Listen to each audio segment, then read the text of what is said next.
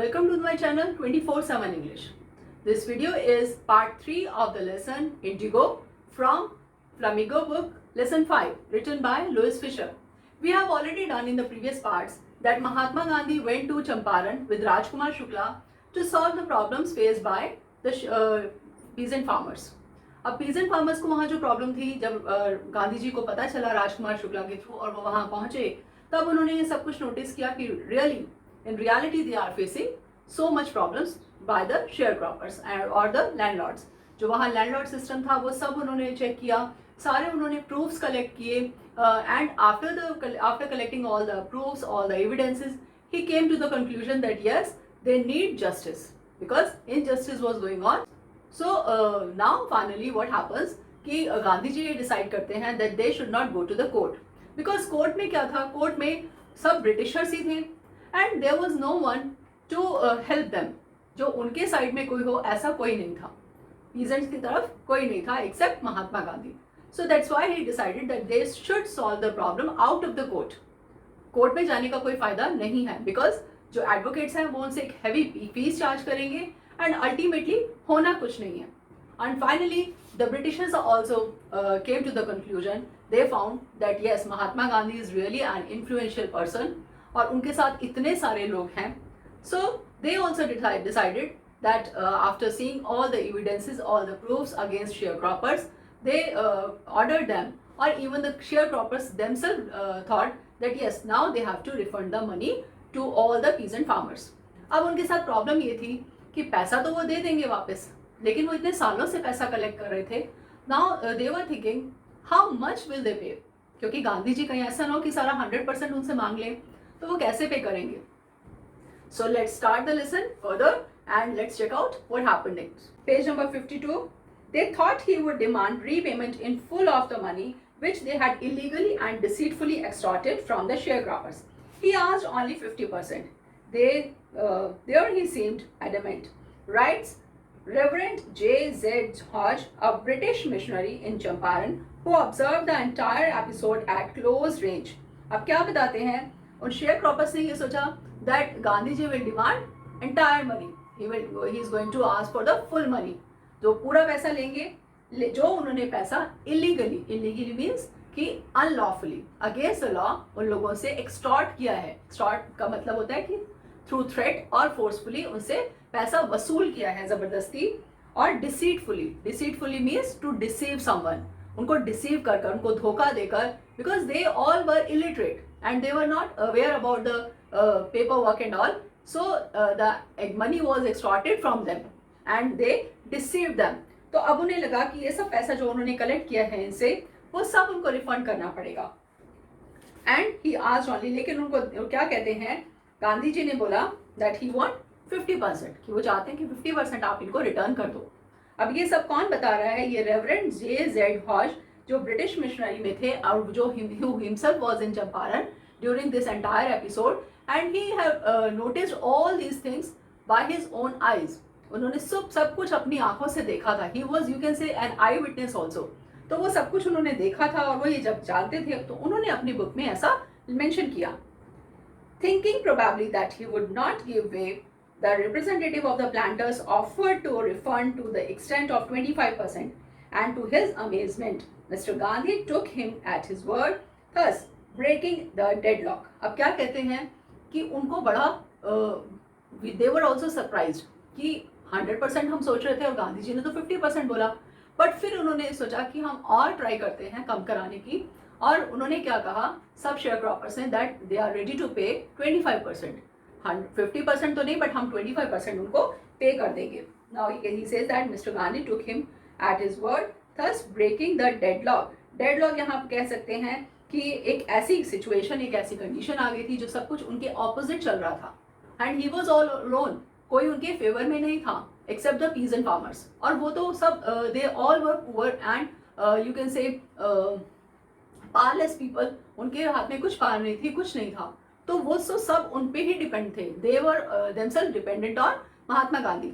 तो उस टाइम महात्मा गांधी जी ने ये सोचा कि एटलीस्ट उन्होंने डेडलॉक जो है उसको ब्रेक कर दिया है. मतलब जो इनकी सिचुएशन थी वो इतने फोर्सफुली सब काम कर रहे थे, इतने पार में थे, और अल्टीमेटली वो सब अपने आप ही मान गए और 25% जो है वो पे करने को तैयार हो गए हैं. This settlement was adopted unanimously by the commission. Gandhi explained that the amount of the refund was less important than the fact that the landlords had been obliged to surrender part of the money and with it part of their prestige. अब गांधी जी ने जब ये सब कुछ देखा, even he was surprise also, amazement mean surprise, उनको थोड़ा surprising भी लगा कि ये लोग मान गए हैं, और फिर उसके बाद ये सारी सेटलमेंट जो है उसको मान लिया गया, अडॉप्ट कर लिया गया, मीन्स उसको फाइनली मान लिया गया unanimously, means without any opposition.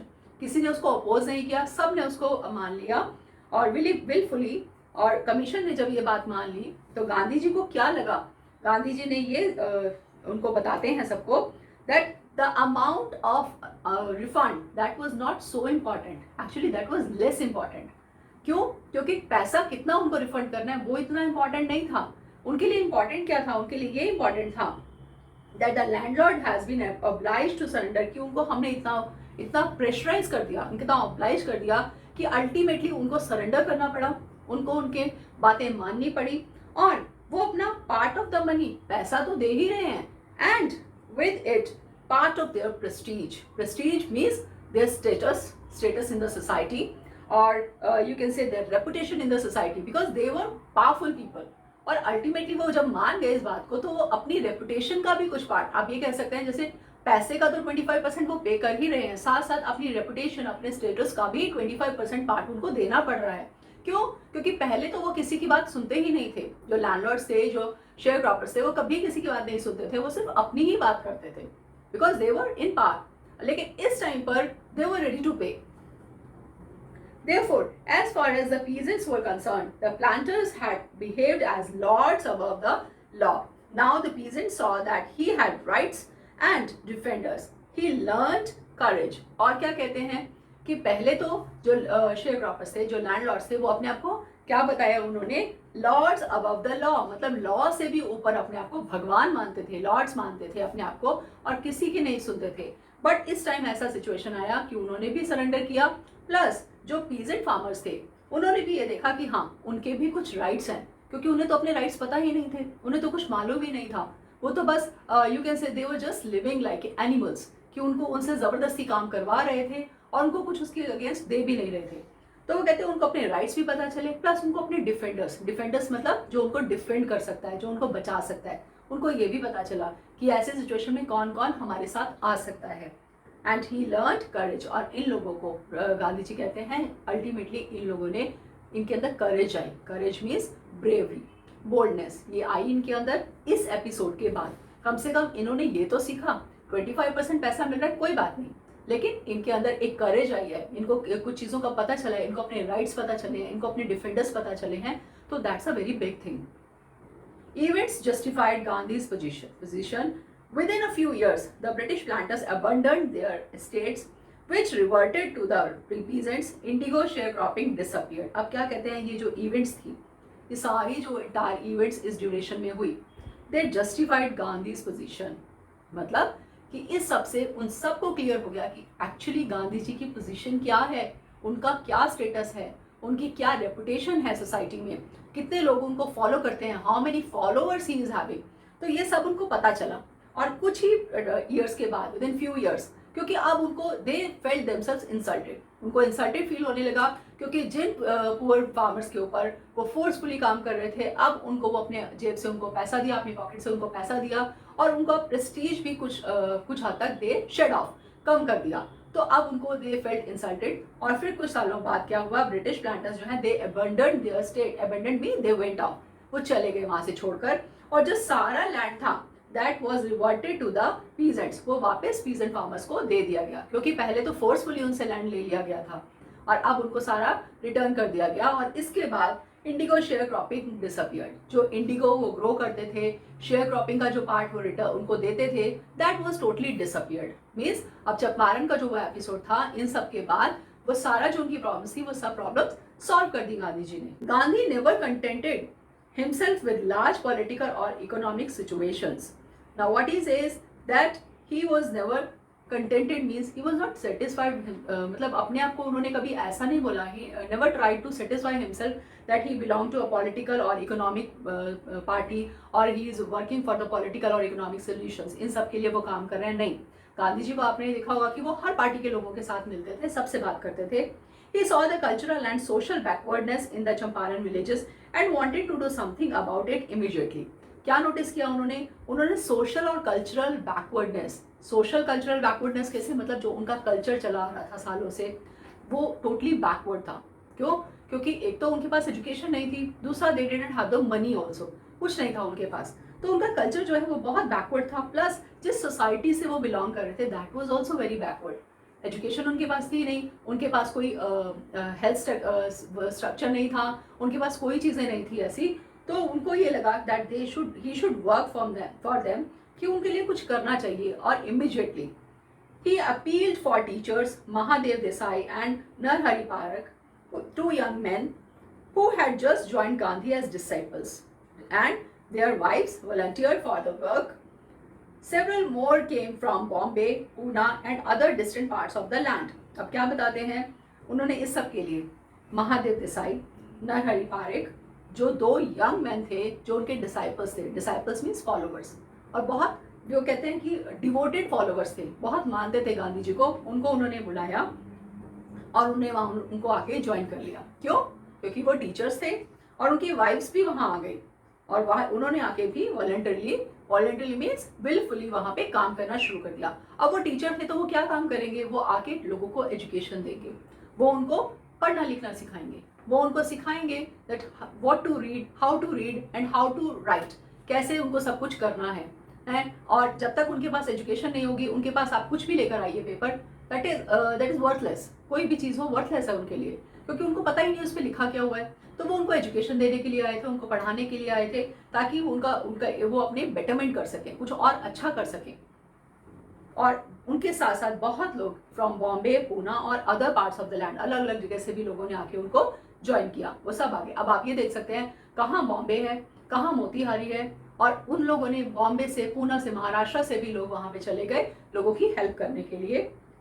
Now Devdas Gandhi's youngest son arrived from the ashram and so did Mrs. Gandhi. Mrs. Gandhi मतलब कस्तूरबा गांधी, कस्तूरबा बाई गांधी जो उनकी वाइफ थी, और उनका बेटा यंगेस्ट छोटा बेटा देवदास, वो भी वहाँ आ गए उनकी हेल्प के लिए। Primary schools were opened in 6 villages. Kasturbai taught the ashram rules on the personal cleanliness and community sanitation. अब उन्होंने वहाँ पे प्राइमरी स्कूल्स खोले 6 विलेजेस के अंदर, वहाँ पे पढ़ाना शुरू किया बच्चों को। आपने अभी पता होगा आपको कुछ टाइम तक पहले, और अब भी ऐसा एडल्ट एजुकेशन आपने सुना होगा, तो वो भी स्टार्ट करी उन्होंने एडल्ट एजुकेशन, ताकि लोगों को पढ़ना लिखना है, वो कुछ समझ सकें, कुछ जान सकें, कुछ उनको नॉलेज हो सके। और वो करने के बाद कस्तूरबा गांधी ने क्या किया? उन्होंने वहाँ के आश्रम के रूल्स, क्या रूल्स थे? पर्सनल क्लीनिनेस जो बहुत ज़रूरी है, पर्सनल हाइजीन, जैसे आजकल कोरोना टाइम में भी आप देख रहे हैं कि आपको पर्सनल हाइजीन मेंटेन करना बहुत ज़रूरी है। कहते हैं ना time to time hand wash करते रहिए, आप किसी को टच मत करिए, कोई ऐसे सरफेस को टच मत करिए, दैट इज़ पर्सनल हाइजीन, तो उसका बहुत ध्यान रखना चाहिए। अब वहाँ के लोगों को इतनी नॉलेज नहीं थी, अब पर्सनल हाइजीन की वजह से, लैक ऑफ पर्सनल हाइजीन की वजह से वो लोग time to time they suffer from different diseases और वो मर जाते थे, तो वो सब उनको सिखाना शुरू किया। और कम्युनिटी सैनिटेशन मीन्स जो कहते हैं साफ सफाई रखना, कि आप अपने सराउंडिंग में, अपनी कम्युनिटी में कैसे आपने क्लीनिनेस रखनी है, साफ सफाई रखनी है। सिर्फ अपनी हाइजीन को नहीं देखना, अपने आप को ही नहीं क्लीन करना, आपने अपनी सराउंडिंग्स को भी क्लीन करना है, वहाँ पे भी साफ रहना चाहिए। Health conditions were miserable. Why miserable? Miserable is inadequate और लिमिटेड। क्यों? हेल्थ कंडीशंस कैसी थी? अब वहाँ ना तो कोई डिस्पेंसरी थी, ना कोई डॉक्टर था, लोग अगर कुछ प्रॉब्लम होती थी आपस में ही एक दूसरे को कुछ ना कुछ, अब मेडिसिन भी आप ये कह सकते हैं कि लोगों के पास नहीं होंगी, जैसे पुराने टाइम में वैद्य हुआ करते थे, वो कुछ जड़ी बूटियों से उनको इलाज कर देते थे। ऐसा नहीं है कि वो गलत था, जड़ी बूटियाँ भी अच्छी होती होंगी, लेकिन यहाँ पे क्या सिचुएशन थी कि विलेज में ऐसा कोई नहीं था, तो कोई नॉलेजेबल पर्सन ऐसा नहीं था जो उनको ट्रीटमेंट दे सके, उनकी डिजीजेस को ट्रीट कर सके, तो वो सब that was he says that health conditions were miserable, बहुत लिमिटेड थी और बहुत ज़्यादा इनएडिक्वेट यू कैन से, और सॉरोफुल ऑल्सो कि भाई बहुत बुरी थी, दर्दनाक, या आप कह सकते हैं कि दयनीय जिसको बोलते हैं। Gandhi got a doctor to volunteer his services for 6 months. 3 medicines were available: castor oil, quinine and sulfur ointment. अब गांधी जी 6 मंथ्स के लिए एक डॉक्टर को वहाँ लेके गए और गांधी जी ने उस डॉक्टर को बोला कि आपने 6 मंथ्स तक यहीं रहना है और सबकी हेल्थ कंडीशंस को चेकअप करना है। क्यों क्यों क्योंकि एटलीस्ट लोगों को अवेयरनेस तो हो उनकी हेल्थ के बारे में। और 3 medicines वर अवेलेबल ऑनली, जिसमें क्या था? कैस्टर ऑयल था, castor oil, quinine and sulphur ointment, ये 3 चीजें वो लेके गए थे। Anybody who showed a coated tongue was given a dose of castor oil. Coated टंग मतलब कि अगर टंग से रिलेटेड कोई प्रॉब्लम होती है या थ्रॉट इन्फेक्शन होता था या माउथ में कोई इन्फेक्शन होता था तो उसको कैस्टर ऑयल दे दिया जाता था। जैसे आप कहते हैं मुंह में छाले हो गए हैं या किसी तरह की और प्रॉब्लम हो गई है तो anybody with malaria fever received quinine plus castor oil. अगर किसी को मलेरिया फीवर या और भी किसी तरह का कोई फीवर होता था तो उसको क्विनीन एंड कैस्टर ऑयल दोनों को मिक्स करके दे देते थे। Anybody with skin eruptions received ointments plus castor oil. अब किसी को क्या skin eruptions means skin diseases, आप कहते हैं स्किन इन्फेक्शन होता था तो उसको क्या दिया जाता था? उसको ऑइंटमेंट, ऑइंटमेंट मतलब जो क्रीम लगाते हैं हम, स्किन क्रीम और कैस्टर ऑयल, इनको मिक्स करके मीन्स 3 मेडिसिन से ही वो इन 3 सारी डिजीज का ट्रीटमेंट करते थे वो doctors. Gandhi notice the filthy state of women's clothes. He asked Kasturbai to talk to them about it. One woman took Kasturbai into her hut and said, "Look, there is no box or cupboard here for clothes. The sari I am wearing is the only one I have." As I told you before also that they were very poor people. बहुत ज़्यादा poor थे, उनकी बहुत poor conditions थी। और अब गांधी जी ने क्या नोटिस किया? Filthy state of women's clothes, कि जो ladies हैं, filthy means disgustingly dirty। बहुत, एक तो हो गया डर्टी, गंदा है, लेकिन वो बहुत ज़्यादा गंदा, इसको हम कह सकते हैं मैला कुचलना। ऐसी कंडीशंस में वो लेडीज़ रह रही थी, ऐसे उनके कपड़े थे। तो उन्होंने अपनी वाइफ को, कस्तूरबाई को बोला कि आप इनसे, you talk to this women, इनको समझाओ, you talk to this women and talk to them about their personal hygiene and cleanliness of their clothes. अब जब उन्होंने ये बात कही कस्तूरबाई ने, then what happened, the lady, one lady took her to her hut, उसका जो घर था वहां वो लेके गई and what he tried to show her, क्या दिखाना चाह रही थी वो, क्या कहती है? Look, there is no box, no cupboard, कोई बॉक्स नहीं है, कोई कबर्ड नहीं है, मैं कपड़े कहाँ रखूँ, बाहर ओपन में तो गंदे ही हो जाते हैं। एंड सेकेंडली, जो साड़ी मैंने पहनी है, this is the only sari which I have, ये एक ही साड़ी है जो मेरे पास है, मेरे पास इसके अलावा और कोई कपड़े नहीं है। Now you can imagine yourself that she was having only single sari. अब वो उसको पहनती डे में और नाइट में उसको सुखाया करती थी धो के, तो इस तरह से बेचारी का काम चल रहा था। So how much poorly they were living, how much poor condition they were facing. Now during his long stay in Champaran, Gandhi kept a long distance watch on the ashram. He sent regular instructions by mail and asked for financial accounts. Once he wrote to the residents that it was time to fill in the old latrine trenches and dig new ones, otherwise the old ones would begin to smell bad. अब वो कहते हैं जब चंपारण में थे गांधी जी तो ऐसा नहीं कि वो टोटली चंपारण में ही इन्वॉल्व थे और अपने आश्रम को भूल ही गए थे, नहीं, वो अपने आश्रम में भी एक long distance watch, long distance watch का मतलब है कि यहाँ है लेकिन उनका दिमाग वहाँ है, और दिमाग वहाँ है तो क्या मतलब है कि वो कंटिन्यूसली वहाँ से अटैच है, वो किसी भी तरह से। अब अटैच किस तरह से बताया उन्होंने कि वो regular instructions by mail, mail के थ्रू इंस्ट्रक्शंस भेजते थे, ईमेल नहीं, मेल मतलब जो उसके पोस्ट ऑफिस के थ्रू मेल किया जाता था, लेटर्स जाते थे, उसके थ्रू वो मेल करके लेटर्स भेज के इंस्ट्रक्शंस देते रहते थे। मतलब वो दोनों तरफ अपना इन्वॉल्व रहते थे, उनका माइंड इधर भी चल रहा था चंपारण में और उनका माइंड उधर आश्रम में भी चल रहा था। मतलब वो उनको ये भी ध्यान था कि वहाँ पे क्या रिक्वायरमेंट्स हैं, वहाँ क्या शॉर्टकमिंग्स हैं। एंड आज फॉर फाइनेंशियल अकाउंट्स, और वहाँ के फाइनेंशियल अकाउंट्स भी वहाँ से बैठे वो चेक करते रहते थे। तो वो कहते हैं वंस ही रोट, एक बार उन्होंने वहाँ के रेजिडेंट्स को लिखा क्या कि it's time to fill the old latrine trenches. अब पहले ओल्ड टाइम में जो टॉयलेट्स होते थे वो इस तरह के नहीं होते थे, वहाँ उस टाइम में ओल्ड टाइम में एक बड़ा सा गड्ढा जो है उसको डिग कर दिया जाता था और फिर जब वो फिल हो जाता था तो उसके बाद दूसरा गड्ढा भर खोल उसको डिग कर देते थे। तो अब वो बता रहे हैं कि जो हमारे ओल्ड जो ट्रेंचेस हैं वो फिल हो चुके हैं, वो बहुत गंदे हो चुके हैं, उसमें से स्मेल आने लग जाएगी थोड़े टाइम बाद, तो इसको आप बंद कर दीजिए और दूसरे जो हैं वो ओपन करवा दीजिए। तो old ones would begin to smell bad, to dig new ones. The Champaran episode was a turning point in Gandhi's life. This is very important part. Turning point. Why it's turning point? तो turning point का मतलब होता है कि उसने इस episode ने उनकी लाइफ को बिल्कुल चेंज कर दिया, बिल्कुल बदल के रख दिया। क्यों? What I did, he explained, was a very ordinary thing.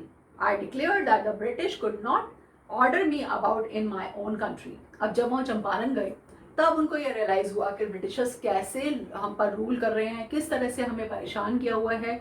और उन्होंने ये एक्सप्लेन किया कि जो कुछ उन्होंने चंपारण के लोगों के लिए किया, पीजेंट फार्मर्स के लिए किया, दैट वाज जस्ट ऑर्डिनरी, कोई बहुत बड़ा काम नहीं किया उन्होंने, वो बिल्कुल एक नॉर्मल सी चीज़ थी। लेकिन उनको ये रियलाइज हुआ कि ब्रिटिशर्स जो हैं वो उनके ही होमलैंड में, उनकी ही कंट्री में उनको किसी जगह से जाने के लिए रोक रहे हैं।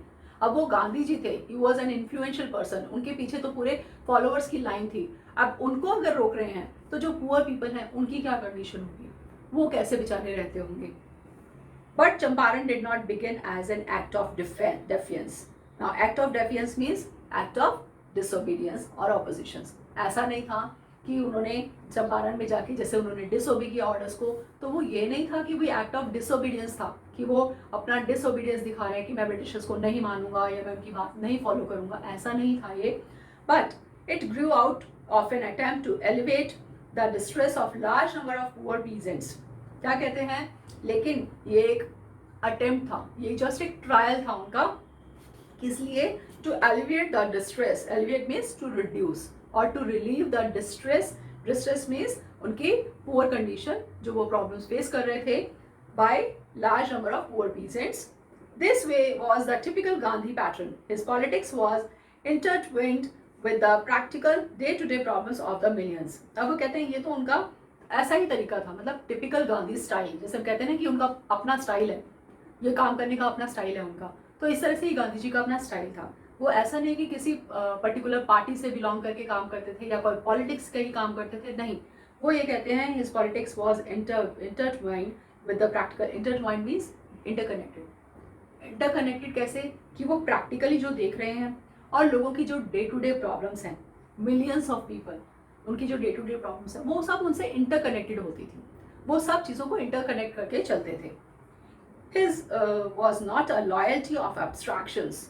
Abstractions you can say unrealistic ideas. ऐसा नहीं कि his was not a loyalty. He says that उनकी जो थॉट्स थे, उनकी जो आइडियाज़ थे वो अनरियलिस्टिक नहीं थे, वो बहुत रियलिस्टिक वे में सोचते थे।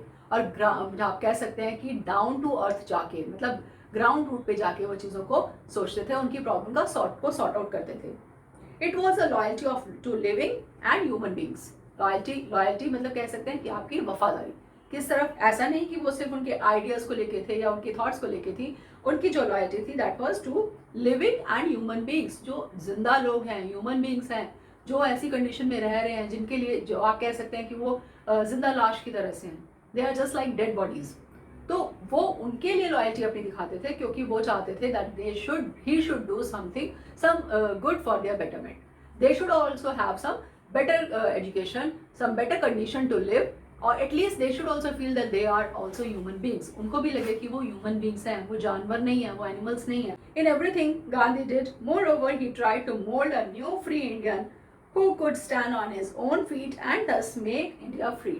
अब ये सब चीज़ें देखने के बाद वो कहते हैं कि हम ये सोचते हैं in everything Gandhi did, जो भी कुछ उन्होंने किया वो किस लिए, moreover he tried to, क्या करना चाह रहे थे वो, he tried to mold a new free Indian, Indians को फ्री करना चाहते थे। मोल्ड मतलब उसको चेंज करना, लोगों को समझाना चाहते थे, बताना चाहते थे अपने एक्ट्स के थ्रू कि at least you should be free, कि आपको इंडिपेंडेंस चाहिए, क्योंकि जब तक आप कोई चीज़ की डिमांड नहीं करेंगे आपको इजीली नहीं अवेलेबल होगी, और जब तक लोगों को खुद नहीं लगेगा कि हम इंडिपेंडेंट हों, हम ब्रिटिशर्स के रूल के से इंडिपेंडेंट हों, हम उनके रूल्स के अंडर ही ना रहें, हम डिपेंडेंट ना रहें उनके, जब तक उनको ऐसा नहीं रियलाइज होगा तब तक कुछ नहीं हो सकता। तो वो कहते हैं कि ये सब वो बोल्ड करना चाह रहे थे, and who could stand on his, और अपने पैरों पे खड़े हो सके वो लोग, और उससे फिर हमारा इंडिया जो है वो फ्री हो सके, free from Britishers. Early in the Champaran action, Charles Freer Andrews, the English pacifist who had become a devoted follower of the Mahatma, came to bid Gandhi farewell before going on a tour of duty to the Fiji Islands. Fiji Islands कहाँ है? Fiji Islands are nearby US. अब वो कहते हैं कि वहाँ पे Fiji islands में वो जब जा रहे थे, कौन? Charles Freer Andrews. और ये कौन थे? He was the devoted follower, although he was a Britisher but still he was a devoted follower of Gandhi ji. क्यों? Because he saying that he was English pacifist. And what is pacifist? Pacifist is a person who believes in non violence, जो violence में believe नहीं रखता, जो उसको नहीं लगता कि मार काट लड़ाई झगड़े से ही सब काम खत्म होंगे, जो लव, कंपैशन और एक हेल्दी एटमोसफेयर में, एक फ्रीली एटमोसफेयर, एक फ्रेंडली एटमोसफेयर में बिलीव रखता है। तो that he was also a pacifist. तो जब when he was going towards Fiji islands, तो वो महात्मा गांधी जी से मिलने आया। एक it was a kind of farewell वो देने के लिए गांधी जी ने उनको दिया। Gandhi's lawyer friends thought it would be a good idea for Andrews to stay in Champaran and help them. Andrews was willing if Gandhi agreed, but Gandhi was vehemently opposed. अब वो क्या कहते हैं, उनके जो लॉयर फ्रेंड्स थे उन्होंने ये डिसाइड किया, उन्हें लगा कि एक इंग्लिशमैन हमारे साथ है और वो रहना चाहिए। तो उनको क्या लगा कि अगर ये हमारे साथ चंपारण में रहे तो ये हमारे लिए बहुत अच्छा होगा, means it will be very helpful to us, it will be a good idea. But जब उन्होंने ये बात गांधी जी को बताई तो Gandhi ji vehemently opposed. Vehemently means strongly, forcefully opposed, कि नहीं, ऐसा नहीं। आप मतलब आप क्या चाहते हैं? आप अपने आप को वीक शो करना चाहते हैं ब्रिटिशर्स के सामने? Why we should take the help of an outsider? He is an outsider, he is an Englishman, he is a Britisher, तो हम उसकी हेल्प क्यों लें? ये हमारी लड़ाई है, हमें खुद ही लड़नी है। He said, you think that in this unequal fight it would be helpful if we have an Englishman on our side? This shows the weakness of your heart. The cause is just and you must rely upon yourselves to win the battle. क्या वो बात बोली उन्होंने? यही बात कि एक unequal fight है। अनइक्वल फाइट कैसे? एक तो लोग बहुत पावर में हैं और दूसरे जो हैं वो बिल्कुल डिस्ट्रेस्ड हैं, दबे हुए हैं, उनकी फाइट ये चल रही है। और आप क्या चाहते हैं कि उसमें हम एक इंग्लिशमैन को अपने साथ लें एंड ये हमें क्या दिखाएगा? This shows the weakness of your heart. ये आपका अपना वीकनेस दिखाता है कि आप कितने वीक हैं, कि आप खुद नहीं कर सकते, आपको इंग्लिशमैन की ही हेल्प चाहिए। तो आपका वीकनेस दिखाता है। And this cause, the cause is just, the cause means जिस कॉज के लिए हम यहाँ आए हैं चंपारण में, that is just, that means that is for justice. वो जस्टिस के लिए है, वो कॉज हमारा फेयर है, वो गलत कॉज नहीं है। And you must, and what he says that you must rely upon yourself. Rely means you must depend, कि सेल्फ डिपेंडेंट बनिए, अपने ऊपर डिपेंड कर रखिए, दूसरे पे डिपेंड मत रहिए। ये मत सोचिए कि दूसरे के ऊपर, कहते हैं ना, दूसरे के कंधे पे बंदूक रख के चलाओगे तो फिर आपका काम हो जाएगा। नहीं, आप दूसरे के ऊपर डिपेंड मत रहिए, अपना काम खुद करने की कोशिश करिए। सो you should not seek a prop in Mr. Andrews because he happens to be an Englishman. Prop means an object, you can say, you use for your help. अब वो कहते हैं कि एंड्रू को आप एज अ प्रॉप यूज करना बंद कर दो, उसको एज अ प्रॉप नहीं ट्रीट करो कि वो एक इंग्लिशमैन है और हम उसको एज एन ऑब्जेक्ट यूज करते हैं, नहीं। He had read our minds correctly, Rajendra Prasad comments, and we had no reply. Gandhi in this way taught us a lesson of self-reliance. This is very important, self-reliance. What lesson Gandhi taught to all people? He taught self-reliance. What is self-reliance? That you should depend on yourself. You should depend on your deeds.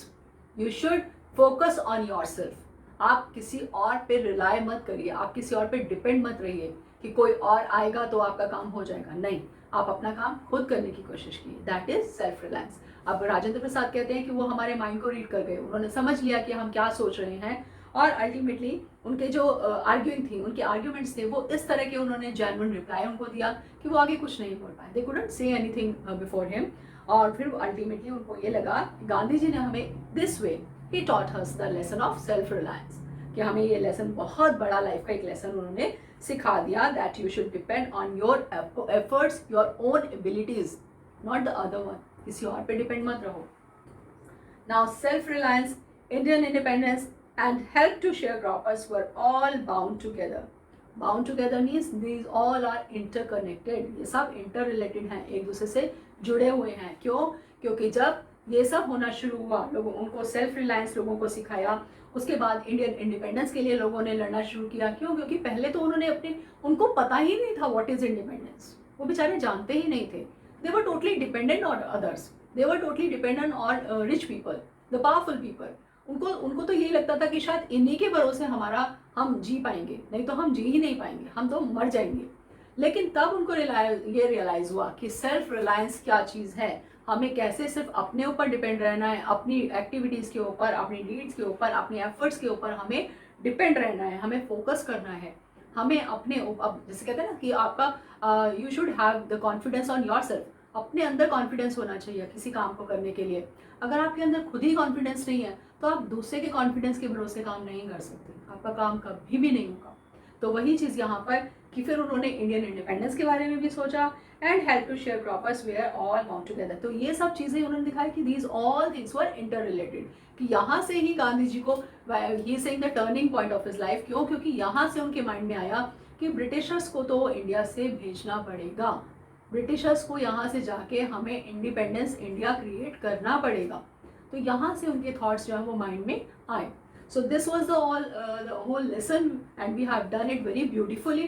I think you understood it very well. Indigo chapter जो है मैंने सुना है और मैंने बहुत बार ये notice किया है कि बच्चों को बहुत बोरिंग लगता है, but I don't think that now you will feel it boring and you understood it very well. That I don't think that there is any part left now. So like the video and share this video with your friends so that they can also free themselves from their doubts. And if you have not subscribed the channel, subscribe it now and press the bell icon to get all the latest updates. Thank you very much. Thanks for watching.